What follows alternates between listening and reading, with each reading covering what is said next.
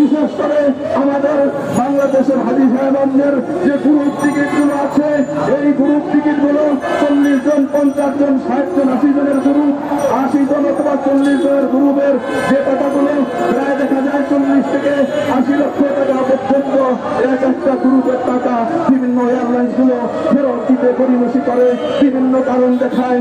এই কারণে বিভিন্ন মুআল্লিম, বাংলাদেশের হাজার হাজার মুআল্লিম ক্ষতিগ্রস্ত হন, এমনকি বিভিন্ন মুআল্লিমগণ বিভিন্নভাবে মামলার হয়রানির শিকার হন। আমি সরকারের কাছে উদাত্ত আহ্বান জানাই এবং বাংলাদেশ সরকারের মাধ্যমে সৌদি সরকারের কাছে উদাত্ত আহ্বান জানাই, বাংলাদেশ থেকে আর কোনদিন যেন মাহে রমজান মাসে উমরার ভিসা বন্ধ না করা হয় এবং যে সমস্ত জটিলতার কারণে টিকিট রিফান্ড দেওয়ার কথা, আমাদের টিকিটের টাকাগুলোর জন্য রিফান্ড দেওয়া হয়। ওয়া আখির দাওয়ানা আলহামদুলিল্লাহি রাব্বিল আলামিন। আসসালামু আলাইকুম ওয়া রাহমাতুল্লাহি ওয়া বারাকাতুহু।